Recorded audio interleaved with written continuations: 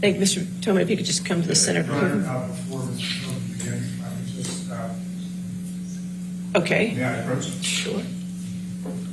Thank you, Your Honor. Thank you, sir. Go to the other side. All right. Good to see you. Mr. Tobin, if you want to. Certainly. Thank you. I got to make this relatively short, as you can understand, but I wanted to take up your motion. I have read your motion and the declaration and everything attached to it in all the cases, and I have reviewed it, so I'd rather you not regurgitate that based on our time limit, but anything you wish to add to that is fine.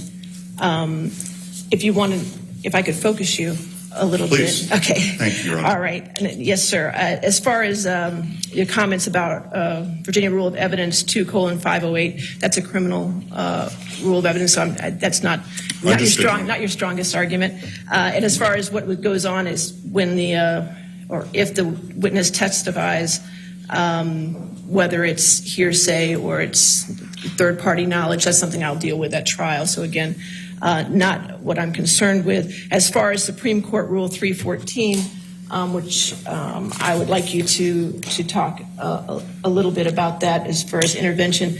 And I got to tell you where I'm at right now. The concern, the issue I have with the argument is intervention obviously would make you a plaintiff or defendant in the case, and it has to deal with an issue that's germane to this case, and this is a defamation case.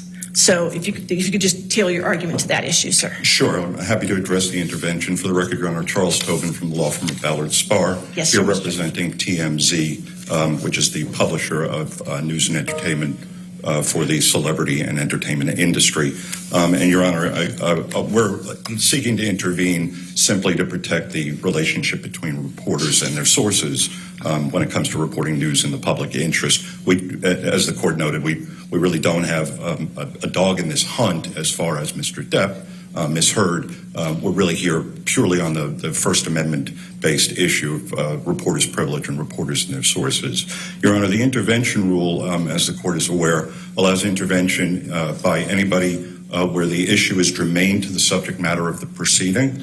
And certainly, Your Honor, the purported testimony, the proffered testimony of a former employee of TMZ who purports to be in a position to disclose confidential information learned during the operation of journalism, during his work as a journalist, is a germane issue that is being raised in this case. And, Your Honor, we would point the court to the Tafts, Fletcher, Malden, and Reed versus Southern Bank and Trust case, 213 Virginia Circuit, Lexus, 253. It's a Norfolk Circuit Court decision from 2013. And there it was an interpleader action. The funds had been interpleaded into the court by two trust companies that were fighting over it. And the man who had sold his property, who had no interest in the funds themselves, intervened in the case because he was uncertain as to his liability for excess funds, which was an issue that was not directly in litigation between the two parties. It was not part of the cause of action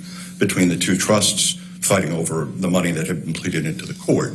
The circuit court held that certainly the rights of that man was going to be affected by the decision-making in the case. He would be prejudiced if he didn't have an opportunity to intervene, and no party was in the position to assert his rights. And so similarly here, Your Honor, TMZ is a news organization. It routinely accepts information, as is common in journalism, under exchanges of promises of confidentiality. If it is not able to intervene in this action, and neither of the parties is going to be in a position to assert the reporter's privilege, it is TMZ's journalist privilege that we're talking about, then their rights are certainly going to be prejudiced. But if the witness, in all the cases, and I reviewed the cases that you had, in those cases the witness was compelled to testify and came and was forced to testify, so there was an issue about the privilege of the witness. It's my understanding in this case this witness wants to testify and is not under subpoena. He has been subpoenaed, Your Honor. That's incorrect, Your Honor. He's voluntarily if a subpoena from this court would not be enforceable. Okay. Your Honor, I have a copy of a subpoena that was entered last night compelling Mr. Tremaine to give testimony in this case. And so he is coming under a compulsion under subpoena. Well, and if he takes a stand and he asserts some sort of privilege, then that's something I will deal with at that time. Sure, but I'm here because of the scenario where he may not assert that privilege. Right, exactly, and that's that's why I'm saying all your cases that you showed were the opposite, where they did assert the privilege. Well, it is a unique situation. Right, and I understand you might have some issues with a former employee, and you have some avenues to go deal with that. But once he testifies and the privilege is waived, we have lost our opportunity to intervene and to intercede. All right. And, Your Honor, the privilege, I know, Your Honor, you said you read the case law. I did. Appreciate that. Yes, sir. But the privilege, it has been recognized by the Virginia Supreme Court in the Brown case and applied by the circuit courts uniformly. It is a very important underpinning of the relationship between reporters and sources and reporters and the public. Without the ability to enforce its promises by current employees or former employees, a news organization will have absolutely no control over being able to enforce its promises. And so we would ask the court to permit us to intervene and to assert the privilege that belongs to TMZ, which is the organization, after all, Your Honor, that would be responsible to the source if the privilege were waived. All right, I understand, Mr. Tobin, your argument. I appreciate it very much. Okay, did the parties wish to be heard?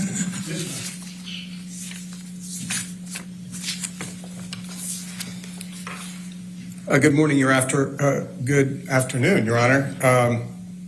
I'd like to begin where Your Honor began. As a threshold matter, the court should deny TMZ's motion to intervene.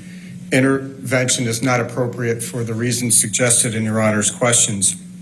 As Your Honor is well aware, intervention is only appropriate with leave of court where a third party seeks to, quote, file a pleading to intervene as a plaintiff or as a defendant to assert any claim or defense germane to the subject matter of the proceeding, unquote. Virginia Supreme Court Rule 3:14. As Mr. Tobin, to his credit, has conceded, TMZ is not asking to file a pleading. It cannot properly categorize itself either as plaintiff nor defendant, and it seeks to assert no claim or defense germane to the subject matter of this action. Moreover, even if the privilege were applicable, which is not the case here, the testimony intended is directly relevant and would outweigh any qualified privilege. Quote, an intervener must be asserting an interest that is part of the subject matter of the litigation, unquote, Hudson versus Jarrett, 269 Virginia 24 at 32. Here, as Mr. Tobin stated, TMZ seeks to protect potential information solicited from a third-party witness, which is in no way a matter before this court, citing Commonwealth versus Gill, 89 Virginia Circuit 323, a 2014 case denying a motion to intervene where the intervener filed it, quote, to protect a property right, not a matter before the court, unquote. The outcome of this trial will not affect TMZ, and it does not have a sufficient interest in the subject matter of this suit to intervene. See Texas Fletcher, Maiden and Reed, PC versus Bank National Trust Co., 2013 Westlaw 5849140, granting, and this is distinguishing it, granting the motion to intervene where the intervener's liability would be affected by the outcome of the litigation. Finally, Your Honor, TMZ lacks standing to object to testimony by a third party in this action because TMZ, as Your Honor pointed out, is not being compelled to testify. TMZ's reliance on the Philip Morris case for the proposition that the privilege cannot be circumvented by seeking confidential source information from an employee is inapposite. 36 VA Circuit at 1. For one thing, as noted in that case, there is no testimonial privilege akin to that enjoyed under the Fifth Amendment, which would allow a reporter to refuse to appear before a grand jury and answer questions.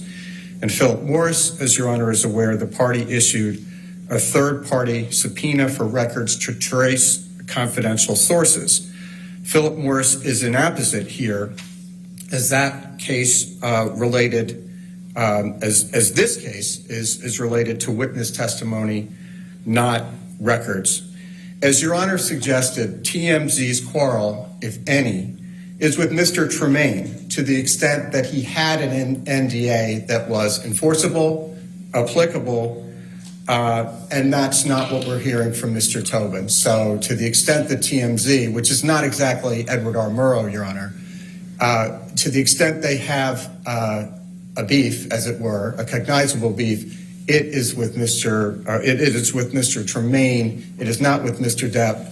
And they clearly do not have standing to assert or to intervene because they are not intervening as a party, plaintiff, or defendant. So we respectfully submit, to the extent the court disagrees, I can go into the arguments why the privilege is inapplicable, but I will reserve that. Thank you. All right. Yes, ma'am. Your Honor, I would like to weigh in from just a different perspective, and that is because we're trying to deal with some important issues of privilege, et cetera. But from our perspective, representing Ms. Heard, we have issues with this witness separately, and I want to make them very clear for the record. This is somebody who should have been identified in discovery, was never. Second of all, it's not relevant whether apparently what they're saying he's going to testify, and we have not had the opportunity to discover that, is he's going to claim that someone leaked to TMZ that Ms. Heard was going to obtain the TRO on that Friday and also leak the video, the kitchen video with Mr. Depp being rather violent. I'm almost certain he's not going to claim it's Ms. Heard, so I think it's never going to come in. Right. Mr. Hopp, I understand all that argument. Do you have any argument as to this particular motion? No, okay, well, then we can address you. My point is, though, if you balance the prejudice versus the probative value, I don't even see how he can come in on foundation or hearsay or relevance. That's just not part of this motion at this time. Thank you, ma'am. All right, Mr. Tobin, your motion, you get the last word, sir. Thank you, Your Honor.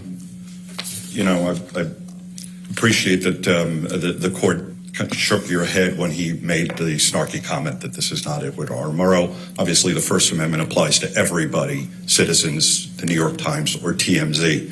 And this is a First Amendment-based privilege. Your Honor, the Philip Morris case is actually a very good case to answer Your Honor's question about the intervention of somebody else in order to assert the privilege. ABC was a defendant in the case, and it moved in order to prevent other people, the phone company. Right. But they were already in the case in that particular I understand. matter. There is no other mechanism, though, and so it would be an interesting procedural issue for appeal, Your Honor, whether a journalism organization or anybody else who's a First Amendment holder would be denied intervention on a constitutional-based privilege. I also, just for the record and for the merits of the case, if I understood Mr. Chu correctly, he said this is not an issue in the litigation. This does not relate to an issue in the litigation. Well, if it's not an issue in the litigation, if it's not part of a prima facie part of the defense, part of the allegations of the complaint, if it's impeachment evidence, if it's collateral to the main issues in the case, under the Brown v. Commonwealth decision under the Virginia Supreme Court, under the application of that privilege in the Philip Morris versus ABC News, it is not supposed to be compelled in this case. Which is, again, it's not being compelled, it appears. Well, he is appearing by subpoena, and it is a compulsory process, and he will have an obligation unless he asserts privilege under oath. But it is our privilege, Your Honor. It's not an employee, a loyal or a rogue employee's privilege to waive on behalf of its employer. This is an unusual situation. Tell me about it. But the answers are there in the law, and it is a First Amendment concern. This is not the first unusual situation in this case. I can for tell you, us, for Mr. Tobin. For anybody here, I'm sure. Yes, sir. I appreciate you coming in today, and I appreciate your arguments. Yes, sir. Thank you. All right. In this matter, under Virginia Rules Supreme Court 3:14, a new party may intervene as a plaintiff or defendant to assert any claim or defense germane to the subject matter of the proceeding. A new party may not intervene unless they assert some right involved in the underlying litigation. A party is not entitled to intervene merely because a byproduct of the litigation adversely impacts them, and the decision to allow intervention is within the broad discretion of the trial court. Here, the rights asserted are not germane to the trial. The central issues in this case are whether defendant defamed plaintiff and whether plaintiff defamed defendant through a theory of vicarious liability. The issue of the confidentiality of sources has not come up as in other cases cited by EHM, which is the corporation that TMZ belongs to, is under their umbrella. In Brown versus the Commonwealth, there was an attempt by the criminal defendant to subpoena institutions in order to obtain the name of the confidential source. When the author of the article was subpoenaed, she refused to identify her confidential source on the stand. And in this case, it appears that the witness is willing to state the name of the confidential source without being compelled voluntarily. Whether that breaches a non-disclosure agreement between Mr. Tremaine and EHM is not germane to this matter and can be litigated in a separate matter if EHM so chooses. And while breaches of contract must be taken seriously, and the court does, any alleged breach is not germane to the underlying litigation here. That contractual action has no bearing on this case and is thus not germane to this litigation. Therefore, I'll deny the non-party EHM Productions motion to intervene. Thank you, Your Honor. For the record, I've known Mr. Tobin for several years. I meant no snarkiness toward him. Well, you're just a snarky guy.